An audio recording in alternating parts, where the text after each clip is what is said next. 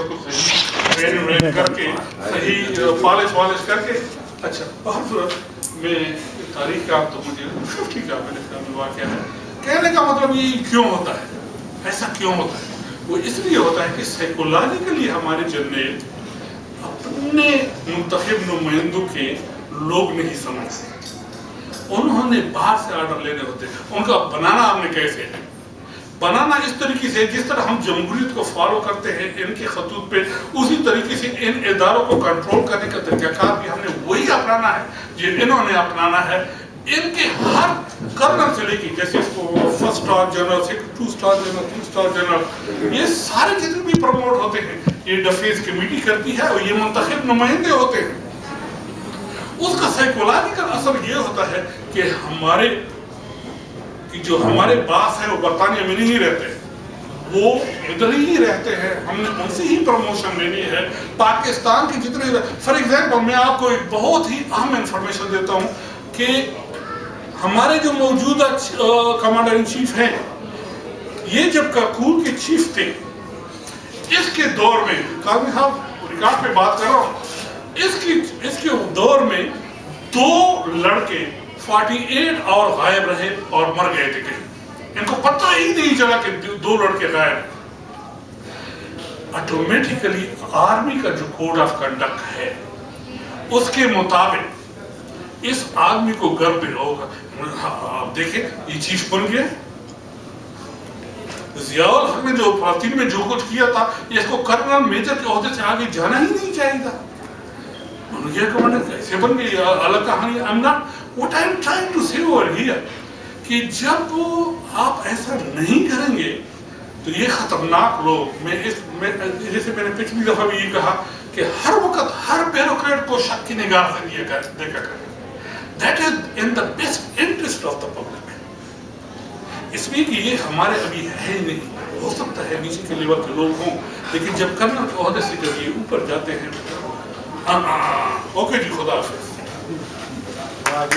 بہت شکریہ ڈاکٹر شفیق صاحب. میرے اگلے مقرر جو ہیں وہ شیخ اختر علی, اور میرے آنے والے تمام مقررین سے یہ گزارش ہے کہ وہ 3 سے 5 منٹ کا جو دورانیہ ہے کوشش کریں کہ اپنی بات اس پہ ختم کریں. شیخ اختر علی صاحب.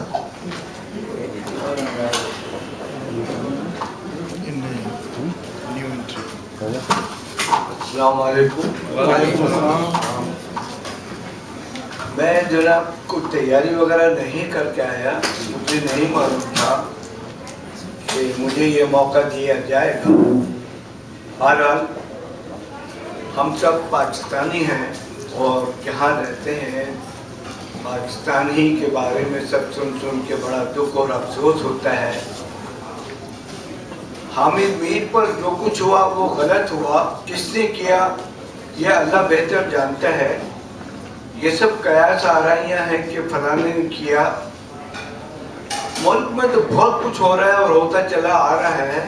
آج تک کسی کی تصدیق نہیں ہو سکی کہ کس نے کس کو کیا کیا, کس نے کس کو مارا, کس نے کس کو قتل کیا. بہرحال یہ سب جو آج کل لٹیرے اور ڈاکو قسم کے حکمران بیٹھے ہیں یہ سب انہی کی کارروائیاں ہیں, انہی کے کارنامے ہیں. وہ اپنے مفاد کی خاطر لوگوں کو راستے سے ہٹاتے ہیں, چاہے وہ صحافی ہو, چاہے وہ سیاستدان ہو, چاہے عام آدمی ہو. ان کو اپنا مفاد عزیز ہے. اس وقت ملک کا وہ برا حال ہے کہ 18 روپے کی روٹی ہو گئی ہے اور آٹے کا کچھ پتہ نہیں. وہاں پر ایک بھونچال آیا ہوا ہے اور عوام کو کوئی نہیں پوچھ رہا. سب کو اپنی اپنی کرسیاں عزیز ہیں, اپنا مفاد عزیز ہے. کوئی ایماندار, کوئی فرشتہ نہیں ہے. سارے مفاد پرست ہیں, خواہ وہ اینکر پرسن ہوں, سیاستدان ہوں, صحافی ہوں. ابھی میرے دوست آدمی صاحب نے فرمایا کہ حامد میر نے اتنی جائیداد بنائی, تو آدمی صاحب کس نے نہیں بنائی.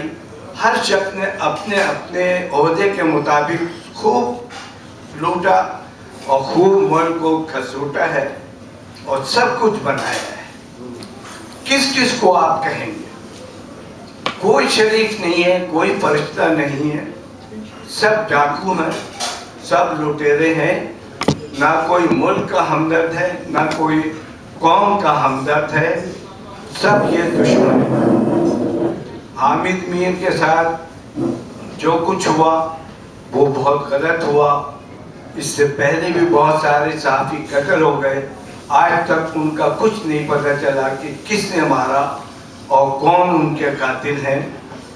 हमारे मुल्क में तो ये एक रीत चली हुई है कि मार दो और उसके बाद कुछ नाम ना लो, ना कुछ अता पता करो, सिर्फ कौम को तसल्ली और तशफ़ी देते रहो और कहते रहो कि ये होगा और वो होगा और ऐसा होगा और वैसा होगा। होता हवाता कुछ नहीं है। मैं और आप अपने मुल्क के लिए दुआ कर सकते हैं और दुआ करते रहना चाहिए। अल्लाह ताला हमारे मुल्क पर रहम फरमाए और आइंदा ऐसे कोई फरिश्ता सिर्फ इंसान और फरिश्ते भेजेंगे जो सही तौर से हुक्मरानी कर सकें। आमीन। बहुत अच्छे, बहुत अच्छे साहब। बहुत बहुत शुक्रिया। हम सब की भी दुआएं हैं कि पाकिस्तान में कोई अच्छे लीडर मिले जो कि इसको सही राह पे लेके जाएं। फरिश्ते तो नहीं आएंगे, लेकिन कोशिश करें कि जो अच्छे इंसान हैं उन्हीं को दें। जो आज हमारे दरमियान जो हमारे प्राइम मिनिस्टर हैं, ये तीसरा मौका उनको दिया गया है, लेकिन ऐसा लगता है कि उन्होंने तीसरी मर्तबा भी कुछ सीखा नहीं है और गलतियां वही कर रहे हैं जो कि इससे पहले भी करते रहे हैं। टाइम बहुत हो गया, मैं और इस पर मजीद नहीं कहूँगा और मैं दावत दूंगा मारूफ कालम निगार जनाब एहतिशाम काज़मी साहब को।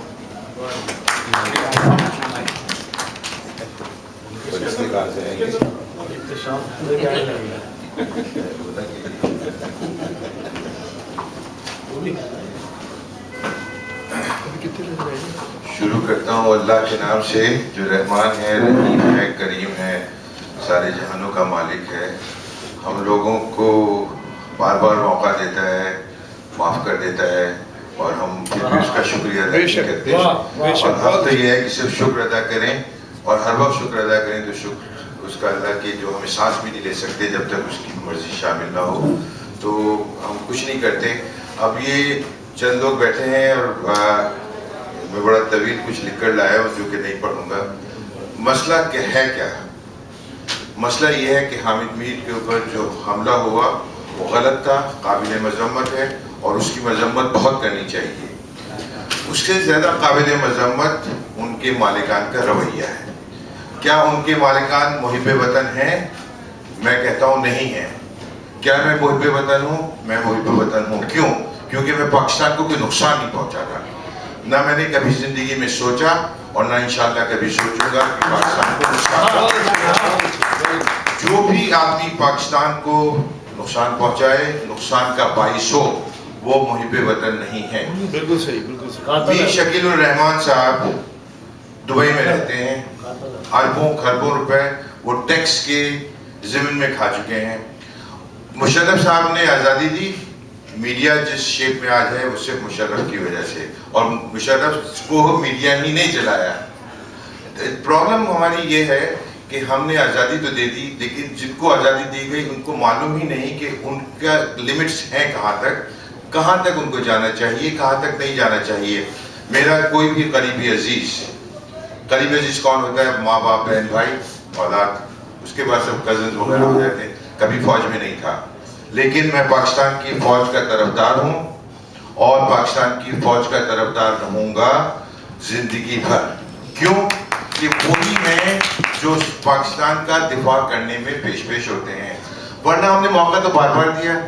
जब मैं लड़का था, स्कूल में पढ़ता था, तो फिरोज खान के नहीं, अब तो लड़का नहीं हदूद मालूम है। जिस वक्त फिरोज कानून की हुकूमत आई, मोहम्मद अली बोगरा की आई, मोहम्मद अली की आई, चुंदरीगर साहब की आई, रोजाना नए आदमी को मौके मिलते रहे। उस जमाने में ये लोग डाके कम डालते थे। आज हुकूमत डाकुओं के हाथ में है। जरदारी साहब कहते रहे कि मुझे मालूम है कत्ल किसने किया। फिर 5 साल आप सदर रहे, क्यों नहीं बता दिया किसने कत्ल किया? ISI आपके अंदर में थी, क्यों नहीं बताया आपने? ISI में यकीनन ऐसे लोग मौजूद होंगे جو کہ کوتا نظر ہیں, جن کی پہنچ نہیں ہے, جن کا علم نہیں ہے, جن کو معلوم نہیں کہ ان کے عمل سے کیا نتائج برآمد ہو سکتے ہیں. یقیناً ہوں گے, کیونکہ وہ تو ہمارے پورے معاشرے میں ہر جگہ ہیں. ہم میں اچھے آدمی ہیں کہاں, وہ تو بتائیے آپ. ہمیں تو ہر آدمی ہر لیول پر چوری, ڈاکو, بےمان, ہر لیول پر, چپراسی سے لے کر اور اوپر پریزیڈنٹ تک. یہ پریزیڈنٹ سے میں واقف نہیں ہوں, لیکن یہ چور نہیں ہے, اور میں ان کے رسپیکٹ اس لیے بھی کرتا ہوں کہ وہ بھی آئی بی اے کے گریجویٹ ہیں اور میں بھی آئی بی اے کا گریجویٹ ہوں. وہ ایلومنائی کی حیثیت سے میں ان کی عزت کرتا ہوں. لیکن کیا نواز شریف صاحب نے حدیبہ مل, شوگر مل, اتفاق فاؤنڈریز میں وہاں پیسے نہیں کھائے؟ کیا نواز شریف صاحب کا کچھ ہوا؟ کیا زرداری کا کچھ ہوا یا کسی اور کا کچھ ہوگا؟ نہیں ہوگا. کیوں نہیں ہوگا؟ کیونکہ ہمارے یہاں عدالتیں انصاف میں یقین نہیں رکھتی اور انصاف ہمیں حاصل نہیں ہے. انصاف غریبوں کے لیے نہیں ہوتا پاکستان ہندوستان جیسے ملک میں. اب سوچیں ذرا کہ چیف جسٹس صاحب کے اوپر ریفرنسز لائے مشرف صاحب, کیا وہ ریفرنسز آج صحیح ثابت نہیں ہو گئے؟ بالکل صحیح ثابت ہوئے. لیکن مشرف صاحب نے غلطی کی کیا کہ ان کو برطرف کر دیا. ان کو برطرف نہیں کرنا چاہیے تھا. سپریم جوڈیشل کونسل میں معاملہ چھوڑ دیتے, جو بھی نتیجہ ہوتا اور اس نتائج کے بعد آپ صدر کی حیثیت سے ایکشن لے لیتے. آج جو چیف جسٹس صاحب نے جو اس کے بعد کارنامے کیے, سومو موٹو کیے, ان کا بیٹا ارب پتی کھرب پتی بن گیا, نواز شریف صاحب کو مواقع دیے گئے, یہ سب کچھ ہو رہا ہے. اب اس کا کیا ہم اس کو روک سکتے ہیں؟ نہیں روک سکتے. لیکن ہم کیا کریں؟ ہم اپنے کنسرنز وہاں تک پہنچائیں. ہم لوگ پاکستانی ہیں, پاکستانی رہیں گے, پاکستانی مریں گے, ہم پاکستان سے محبت کرتے ہیں. لیکن کیا میں اپنے بیٹے کے بارے میں کہہ سکتا ہوں کہ پاکستانی ہے؟ شکل سے تو ہے لیکن پاکستانی نہیں ہے. کیوں نہیں ہے؟ وہاں رہا نہیں, ایک دن نہیں, اس کو پتہ نہیں کہ سیکریفائسز کیا ہوتی ہیں, کس طرح ہم لوگوں نے وطن میں. کیا میرے خاندان کا خون پاکستان کے بنانے میں شامل ہے؟ ہے. کیا نواز شریف کے خاندان کا خون شامل ہے؟ نہیں ہے. کیا زرداری کے خاندان کا خون شامل ہے؟ نہیں ہے. یہ وہ لوگ ہیں جن کو انگریزوں نے ٹائٹلز اور مختلف ان سے تواناز اور دولتانہ, یہ سب ٹائٹل جدا انگریزوں کے غلاموں کے تھے, جو جن لوگوں کو حکومت دی گئی. کیا عوام میں, کیا میں جمہوریت پسند ہوں؟ نہیں, میں پاکستان کی جمہوریت پر یقین نہیں رکھتا, کیونکہ جمہوریت آئی ہی نہیں. جمہوریت اور اسلام میں جمہوریت ہے بھی نہیں. ویسے بھائی بھی کہیں جمہوریت نہ آئے گی جب تک اسلام میں سیدھا سیدھا میسیج ہے, علم حاصل کرو, سچائی پر عمل کو اپنے برقرار رکھو اور لوگوں کے جذبات کو ٹھیس نہ پہنچاؤ. میں نے الیکشن میں حصہ لیا, میں نے کمال اسپر کو الیکشن لڑایا تھا. پیپلز پارٹی کے فاؤنڈنگ ممبرز میں تھا, بڑا اسٹوڈنٹ لیڈر بنا کرتا تھا, پلاتون بنتا تھا, ایوب خان کے خلاف بغاوتیں کی.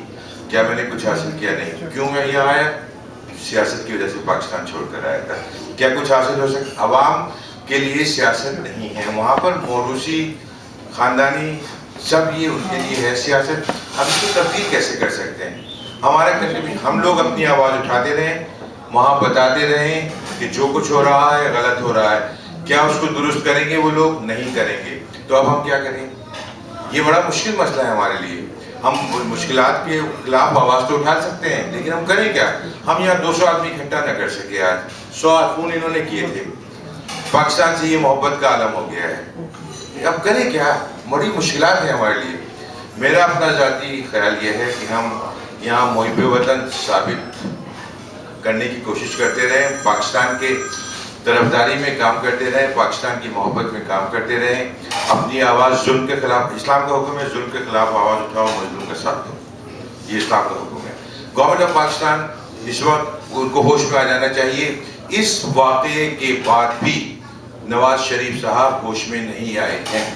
نواز شریف صاحب یہ سمجھتے ہیں جس طرح قذافی سمجھتا تھا, جس طرح صدام سمجھتا تھا, جس طرح وہ بادشاہ سمجھتا تھا جو شہنشاہ کہلاتا تھا, جس کے لیے زمین تنگ ہو گئی کہ اپنے ملک میں دفنایا نہ جا سکا, جس طرح فرعون سمجھتا تھا, قارون سمجھتا تھا, شداد سمجھتا تھا, حمان سمجھتا تھا. نواز شریف کی سوچ اور حمان کی سوچ میں کوئی فرق نہیں ہے.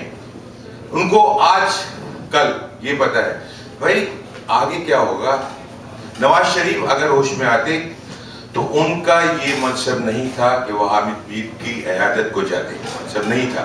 اپنے آدمی کو بھیجتے, وزیر انفارمیشن منسٹر کو بھیجتے, اور جب کہ آپ کا آرمی چیف اسی وقت ISI کے دفتر جا رہا ہے, اس کا مطلب ہے کہ دو متنازع آپ کے سامنے کیفیت آ گئی. ISI کو سپورٹ کرنے آپ کا چیف آف آرمی اسٹاف جا رہا ہے, وزیر اعظم اس کو دے رہے, دو مختلف گروپس بن گئے. نہیں کرنا چاہیے. नवाज शरीफ कोई अच्छा काम नहीं कर रहे हैं। अभी इतना बड़ा धोखा दिया जा रहा है, ये नहीं तो बहुत लंबी बात हो जाएगी, जो वो गरीबों नौजवानों को जो लोन दिया जा रहा है, कितना बड़ा धोखा दिया जा रहा है। क्या मरियम नवाज को प्रोजेक्ट करना है? या आप जरा देखिए उस बदकिस्मत कौम जिसके ऊपर जरदारी का बेटा बिलावल आकर हुकूमत करेगा इवेंचुअली।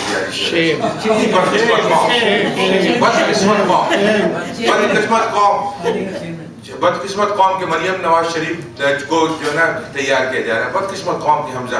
क्या इनका एजुकेशन है, क्या इनकी तालीम है, कहाँ ट्रेनिंग है, किस प्रोसेस से गुजरे हैं? ये यानी बहरहाल ये अफसोस की बात है, ये मसाइल हमारे बहुत हैं। अब हमारे मसाइल का हल हमारे पास तो है, हम तो यही कर सकते हैं कि जुल्म के खिलाफ आवाज उठाएं, मजलूम का साथ दें और हक की बात करें और कोशिश करें कि किसी के जज्बात मजबूर ना हो। सरकार को इस वक्त ये चाहिए कि जियो का लाइसेंस मनसूख ना करे। मनसूख इसलिए ना करे कि हजारों आदमी जियो के साथ और जंग ग्रुप के साथ काम कर रहे हैं। कल जब वो मुलाजमत से फारिग होंगे तो एक 20-22 हजार आदमियों का ग्रुप बन जाएगा जो आपके खिलाफ जुल्म के खिलाफ मजलूम हो जाएगा। तो इस वक्त ये ठीक स्टेप नहीं होगा कि मिनिस्ट्री ऑफ डिफेंस के नोटिस के ऊपर पैमरा लाइसेंस कैंसिल कर दें।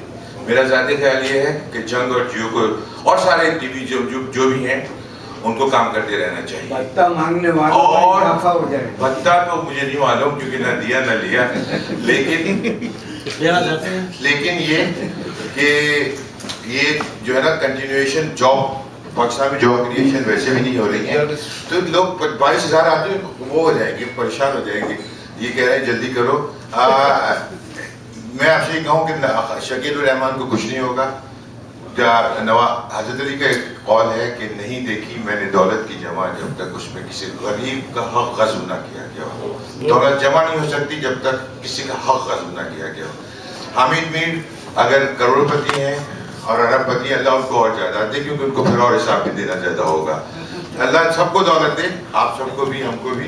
लेकिन ये मैं तो सिर्फ यही कह सकता हूँ कि जियो को जारी रहना चाहिए। हमें सरकार को ये फोर्स करना चाहिए कि इनके ऊपर कानून लागू करें और उसका उनसे मुहासबा करें। लेकिन मुहासबा कौन करे, चोर कहाँ से मुहासबा कर सकता है। बहरहाल बहुत बहुत शुक्रिया, मसाइल बहुत हैं। Thank you. बहुत शुक्रिया एहतशाम काज़मी साहब।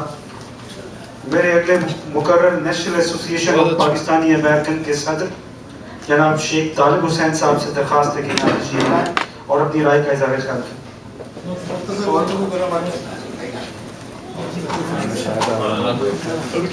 जनाब बशीर कमर साहब और असलम बेग साहब, सलीम मलिक साहब, ये आप लोगों की हुब्बुल वतनी है कि आज आपने कम्युनिटी के चंद अफराद को यहाँ जमा किया और इस बात का मौका फराहम किया कि हम पाकिस्तान के बारे में अपने ख्यालात का इज़हार करें।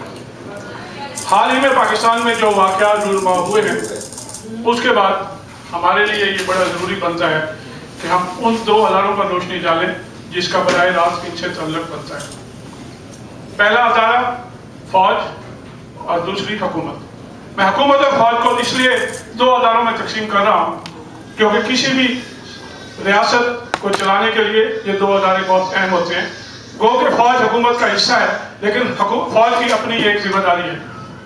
किसी भी रियासत को चलाने के लिए इंतज़ाम रियासत हुकूमत चलाती है लेकिन उस रियासत का दिफा फ़ौज के ज़िम्मे होता है।